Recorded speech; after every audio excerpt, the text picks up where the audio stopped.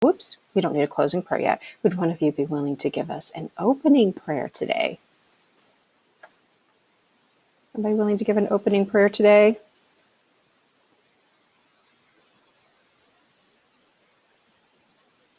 There aren't very many of us here.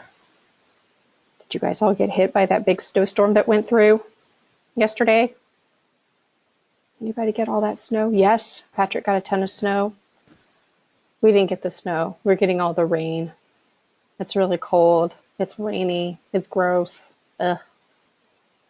Yeah, it stunk, huh, Patrick? Sorry.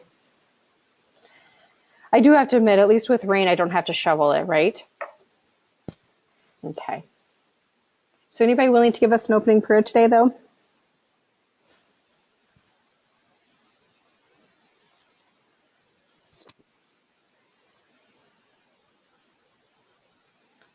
Okay. No opening prayer, people. So I will give the opening. Most kind and gracious Heavenly Father, we're very thankful that we have this wonderful day, that we're able to enjoy the weather and recall that spring is on its way. We're grateful, Father, that we are able to learn, to grow, and to be able to continually increase our skills. We ask you to be with us this day, and we say these things in the name of Jesus Christ. Amen. So today we're going to do a little bit of a review and a little bit of practice, and we're going to learn how to really write descriptively. Okay. And I know you think, really, more descriptive writing. But this is like the essence of it all. This is like really important stuff because you really want people to be engaged with what you're writing, right? I know I am currently working on some things. I've been really excited because I have been invited to be a featured artist at a bookseller's fair in this for the state of Indiana. So I'm really excited about it, but now I'm trying to hustle and finish some things real quick. So, having and practicing some descriptive writing helps so you'll be able to use it without a lot of thought later. All right, so we're going to look here at the very first slide. It's called The Yearling. Anybody read The Yearling?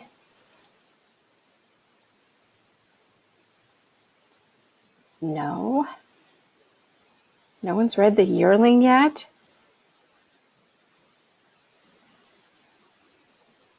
No?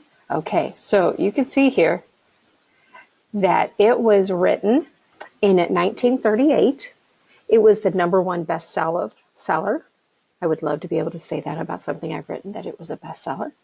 It received the Pulitzer Prize, and it's been translated, as you can see, into 29 different languages.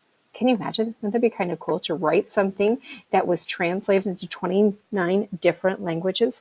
So this was actually not Miss Rawlings' first attempt at a novel, though. She had several projects that had really, really been, they've been rejected. And finally, she decided to write about her own experiences and about what she already knew about instead of trying to write about something she didn't. So this story is about Jody, and Jody is Baxter. He lives with his parents, Ora and Ezra, or Penny Baxter, and they live in Florida in the 1870s, and he is the 7th child. But here's the interesting thing.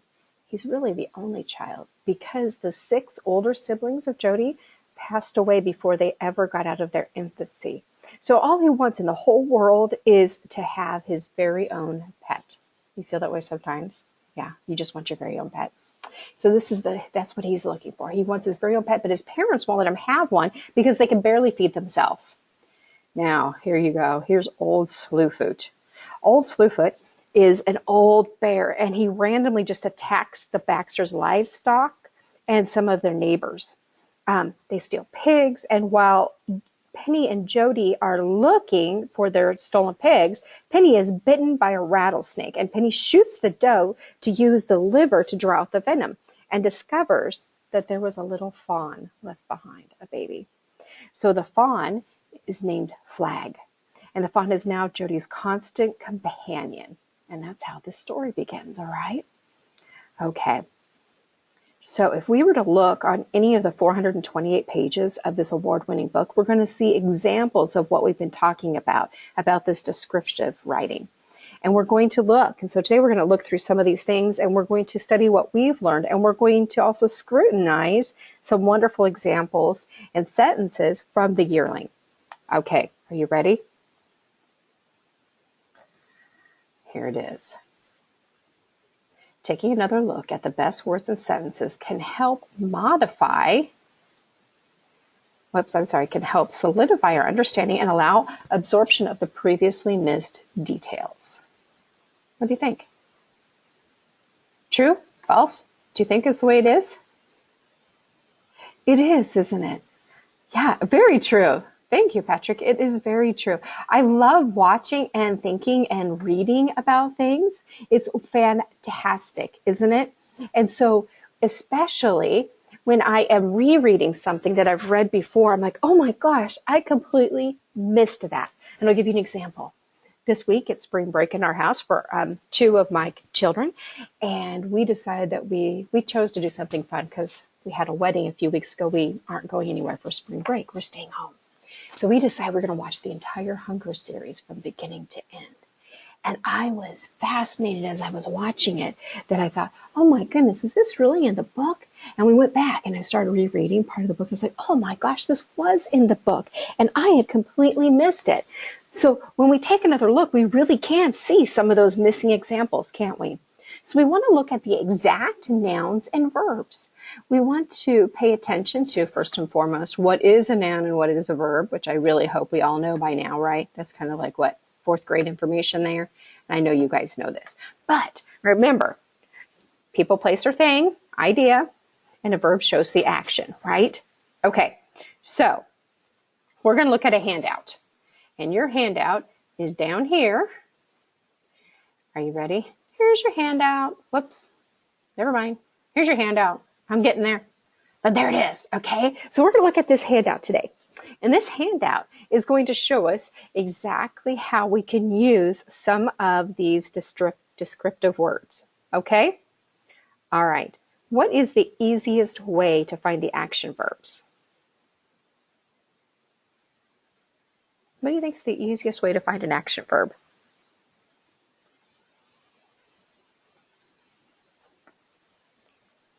For me, it's by finding the noun, right? So when I look here at this first one, it says the July heat. Oh, I see the word heat, right? Now I can find the subject. Yeah, thank you, Patrick. It's exactly that. It's making the subject do something, right? Okay, so let's look at this right here. The very first one. The verb is heat. So the adjective that goes with that is simmered. Don't you like that verb? Sorry, I think I said adjective, but verb simmered. That's a pretty cool verb, isn't it? Simmered. Okay, I'm going to tell you something kind of funny. Are you ready? So you know I like to write, that I do write. I've been published. One of the things that I love to do is that I have a notebook and I will write ideas down in it, etc. And it usually is with me in whatever current projects that I'm working on. So right now I'm working on a series called The Annals of the Hidden. And I have a notebook that goes with me pretty much everywhere.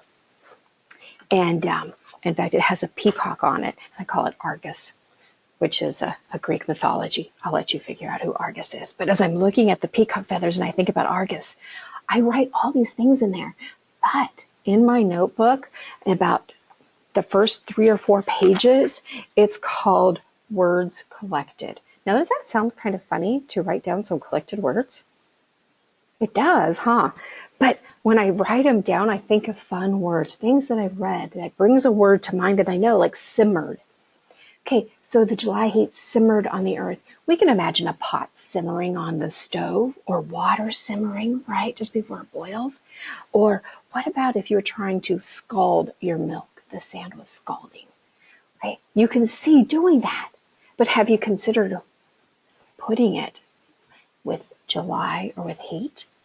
So those are the kind of things that I will write down. So some other words I put in that when I was reading is things like discombobulation, clarity, clamor, a gumption, rummage, tangles. So they're words that I know, but it just brings it back to mind, some of these important words. So I'm going to encourage you to do that. So as we're reading through these, think about some of these really good words, and maybe you want to create your own word collection.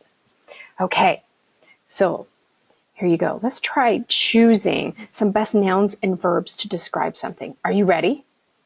Okay, so let's do that. Just one second here. I gotta get back to where we were. I wish it would just save where I am, but you know, it doesn't. Okay, here it is. You ready? Ah. Okay, what is this?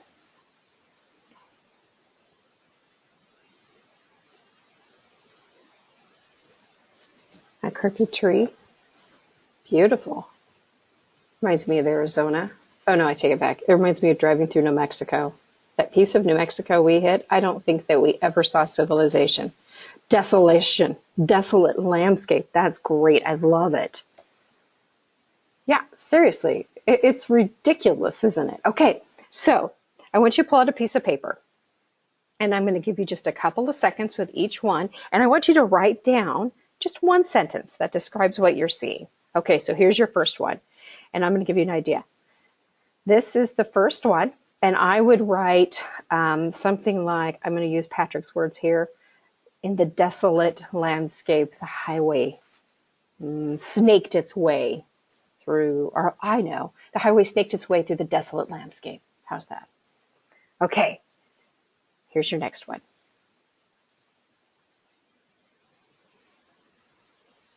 I'm just going to give you just a second or two to think about it and to write what you think would be good.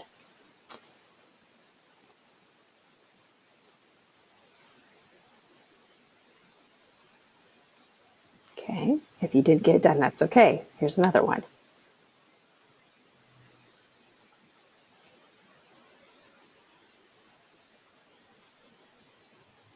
Here's your fourth one. Oh, that looks like the Commons of the university. Okay, and here's your last one. Okay, so did you come up with any really good ideas? Yeah?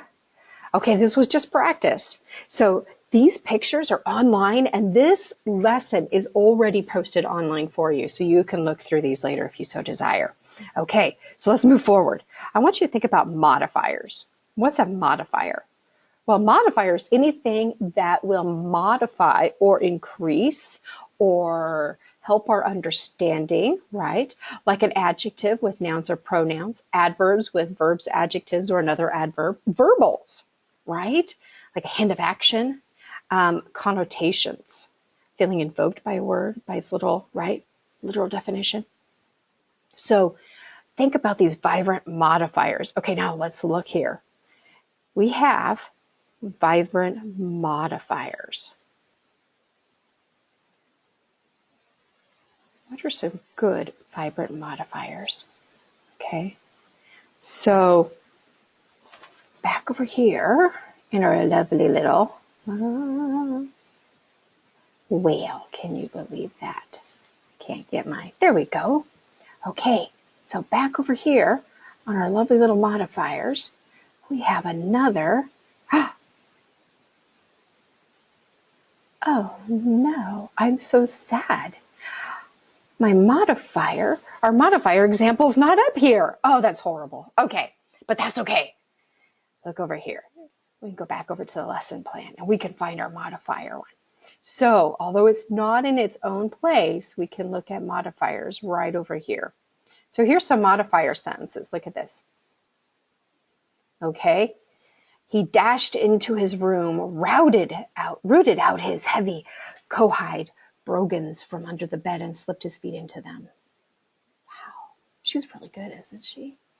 He could not listen to them and eat at the same time. He found himself getting behind and settled down to steady eating.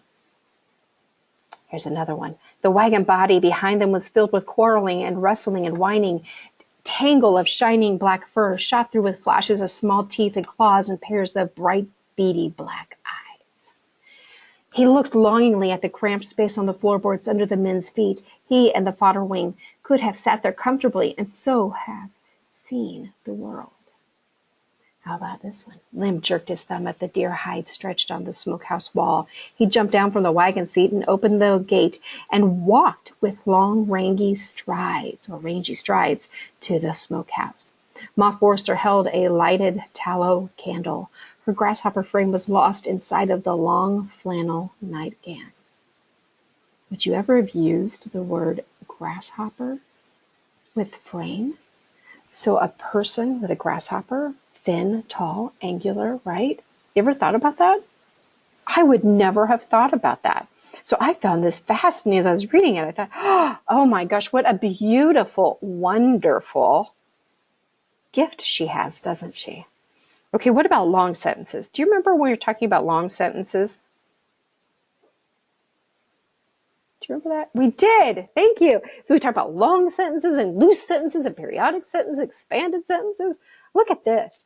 So there are some rules that are a little different in a descriptive or a fictional piece than there may be with an academic piece, correct? And I'm going to give you some ideas. So periodically I have said, oh, look, here's the thing. Don't turn in a paragraph unless it has more than 3 sentences. Have any of you heard me say that? Have you heard me write, or have you seen me write that on your homework? A paragraph needs to be more than 3 sentences, correct? Yeah, great rule for academic writing, isn't it? And there's a reason why. Because it's academic writing. We're using a very formal voice. Does that rule apply to fictional or descriptive writing? Maybe, maybe not. It's a little more loose, isn't it? It can. It certainly can. But it's a lot more loose, isn't it? And the rules are weaker. So you get to do things that you may not have done before. Okay, so let's now look at figures of speeches. Oh, I went too far. Don't you just hate that? Okay, so here's our figures of speeches. Just one second here. I'm going back to get it. You gotta like it when things don't quite work the way you hoped, right? Yes. Okay, here we go. Figures of speech. So figures of speech. We've used this, right? Allusion, simile, metaphor, cliche, right? All these we know. Okay, stop for a moment. Cliche. I don't think we've actually used that word per se, but we've defined it. Remember I talked about using the term beyond a shadow of a doubt, right? Too much. Too much. So if you've heard it before, it's not original. Come up with something original, right? So we want to think of something that maybe we had never heard of before. So let's think here. Oh, here's one. This is from the Yearling. He'll rip them leaves off in the stems and cram them in his ugly old mouth like a person. Then he'll nose along and chaw like a dog chawing grass. Pretty cool, huh? So it's the idea of a grasshopper frame, right? That she's tall and thin. He didn't say, oh, that lanky person. Lanky. Have we heard that before? That lanky teenager? So there's a lot of ideas that we've used before that we do not want to keep doing. We want for us to be different. Okay, so let's look at this academic concept here. There's only one today. And here you go. Taking another look at the best words and sentences can help solidify our understanding and allow absorption of previously missed details. When do we put these in? Remember we talk about in elementary school, the sloppy copy, right? I like the word sloppy copy because it rhymes. Sloppy copy. So you think, do you like the idea of doing all this in sloppy copy? Maybe. It can happen, right? But generally, this is where we put all these details come in later. All right. So I'll give you an idea. Here we go. I'm going to show you the manuscript I'm working on right now. See if we can get this going. Oh, you can see I've got tons of them open because they're all related in one way or the other. Okay, so here's the one I'm working on right now. And here's the thing. This has to be formatted for publisher. So up here, this is formatted for the publisher. Down here, it's not yet. And this is how I do it so that I know where my sloppy copy is and where my finalized copy is. So up here, I've been adding the details and making it vivid and making it fun, right? And increasing the imagery. Down here, it might have some, but it's generally missing. So the sloppy copy is an important place to start it, but it doesn't have to be done then, right? We want to jump in and increase it and make it wonderful. You know another place to do it? Where else? Proofreaders. I love my proofreaders. My proofreaders are wonderful. I have an adult proofreader that I pay to read my manuscripts, and I have one that I don't pay. That'd be my daughter. And she's anxious to get to the next one, but you know what? She does it for me as well. So we get these ideas in here, we want to put them in. Where else can you write your descriptive words? I'll tell you what, mine is in Argus, my notebook. I've been writing descriptive ideas in there, or sometimes I'll be driving around and something will just hit me. Now that, oh my gosh, that was wonderful. I'm going to write that down before I forget it, right? Or have you ever gone to bed at night and you can't sleep because your head's moving too fast? I have a notebook beside my bed. I'm not crazy, but I do.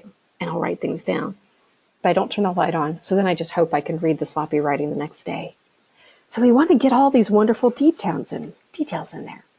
Okay, that was our old one. Here's our new. Remember I told you there's only one academic concept this week? I know it says two, but this is the new one. Okay? So when selecting details for descriptive writing, choose those that appeal to the sentence's sight, sound, touch, taste, and smell. Remember we talked about this already? That we want to involve as many senses as we can. We want to use words to help the reader really hear things or smell things as she uses their senses to understand. Right? Don't you want to do that? Okay. When you walk in, I want you to close your eyes for a second. When you go home and you've been gone for a little bit and you walk in the door to your house, okay, think about what door you go in. Maybe you go through the garage door, or maybe you come in the front door. Think about which door you go in.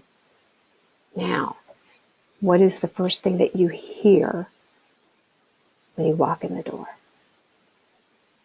What's the first thing you hear when you walk in the door?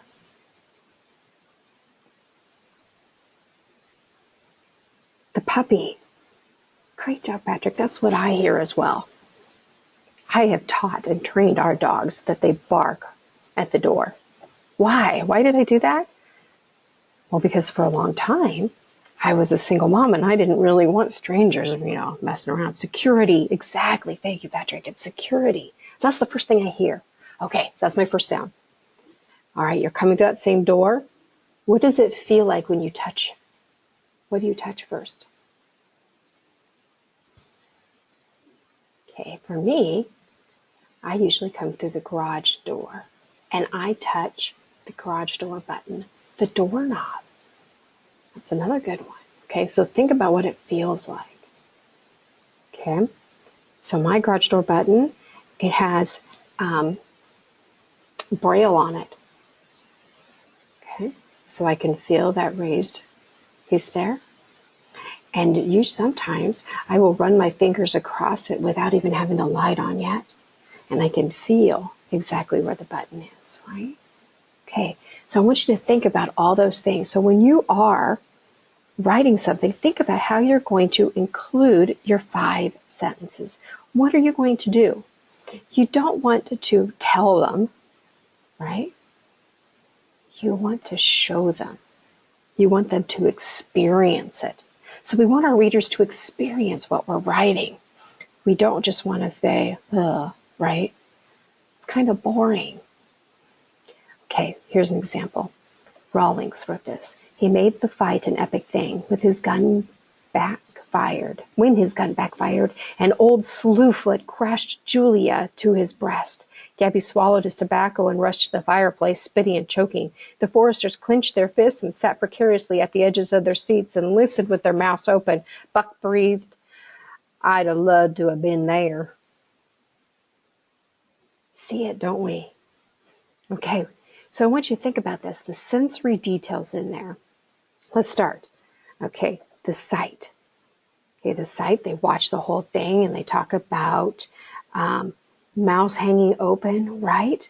They hear the gun backfiring, the feeling, the clenched fists, right? So we've got it all there. We want to make sure to include as many of these things as we can. What else do we have? We have spitting, we have choking. Oh, it's beautiful, isn't it? So the sight, they crushed and they swallowed, and the sound is backfiring and breathing and touching is clenching. Taste. Did you see the taste in there? Swallowing the tobacco. Gross. Pretty gross, right? Okay. All right, let's move forward here. The barn is old. What do you think? Looks pretty dilapidated, doesn't it? It's about ready to fall over right onto its side. Anybody have barns like this around them? I know I've got a few.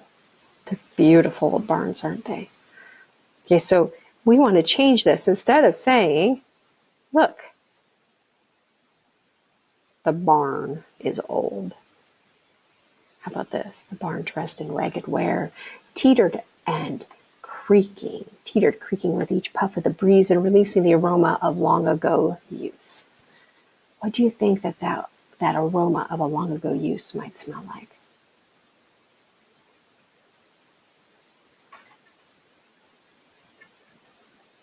What would it smell like? Well, I know what a new barn smells like.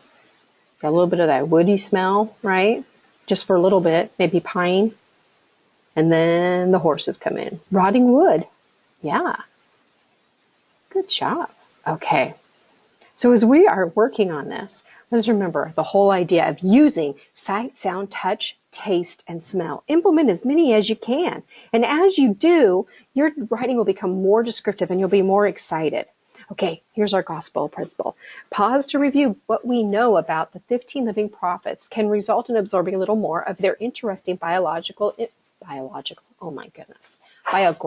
information, thereby making what they say more meaningful. If you know somebody's background, does it make it more meaningful? Does it make knowing them more meaningful? It does, doesn't it? It does. I like when I sit with somebody, and the other day we were talking about, I was sitting with a lady and she made a comment about a lady in our ward who has asked to not be contacted anymore by anyone. She says, I'm on the no contact list. And this one sister didn't know the one who's not going to be, doesn't want contact anymore, and said, oh, can't believe this, how pathetic. But you know, when you look back and if you know her, and I happen to know her. I was her son's second grade teacher a long time ago. Now he's raising his own children. And I just love him dearly. He's a great man. But his mom has left the church. Why has she left the church? I don't know what did it. But I do know that the poor woman has had extreme health problems. She got divorced at a young age and wasn't able to get remarried till later in life. Had only been married for a few years when her new husband, right after they were sealed in the temple, found out that he had cancer. And then they spent the rest of their lives together fighting this horrible disease that he had. I don't know why she left, but I do know when I knock on her door, I can say, wow, if I had had her life, would I be in the same position she's in? It makes it easier for us to see other people when we know who they are. Okay, so I want you to think about our apostles and our prophets. We're going to get rid of this. Here you go. Think about our apostles and our prophets, and we're getting ready to hear them again in just a couple of weeks. Isn't that exciting? It's actually just in like 9 days away. I can hardly wait. It's one of my favorite things of the year. Is conference weekend. I cannot wait for conference weekend. And so I want you to think about each of these men as they get up and they talk. Who are they? Who are they? Where do they come from? What's their background? In your lesson today, you're going to find this wonderful link to this right here. It's called Meet Today's Prophets and Apostles. And each one of these is a link. Pretty cool, huh? So you can go through and hit each one of these and say, oh, what do I know about them? Right? So we can say, I don't really know so-and-so, but I'm going to tell you, you can learn all kinds of things, like David Bednar. I like David Bednar. David Bednar, he's in the Quorum of the 12 right now, but David Bednar, I'm going to slide right down here. He was born in Oakland, California. That's right where I lived. So that was exciting to me. But not only that, look here. He graduated where? Oops, I messed up. Sorry. I'm going to scroll back down here. Where is it? Right here. He graduated from Purdue University. And you know what's really cool? Do you know who one of his bestest friends was when he was here? Was my patriarch, the one who gave me a blessing. And as I got to learn that, I was so excited. And then I had the opportunity when he came and he did a wonderful lesson in a fireside. I got the opportunity to shake his hand. And he patted the other side of my hand and he says, "Sister, where are you from?" And I said, "Oh, Elder Bednar, I grew up in Lafayette, Indiana. I was in West Lafayette and I got my bachelor's degree from Purdue, just like you went to Purdue." And he says, "You're kidding. Do you know so-and-so?" I said, "Oh, I do." And you know what he said then? He says, "If you see him again, will you tell that old fart that I can't believe I'm an apostle?" Isn't that funny? Love the man because we know a background. So as we're looking forward to listening to these prophets and apostles talk to us during General Conference, look and see who they are. Find out what their background is. All right. Does anybody have any questions about our lesson today? Your assignment is online, and we just did, I believe we're on lesson 25. Yes, lesson 25. So be sure you get that done. Okay. Well, we're going to end just a couple minutes early today. Somebody be willing to give us a closing prayer today?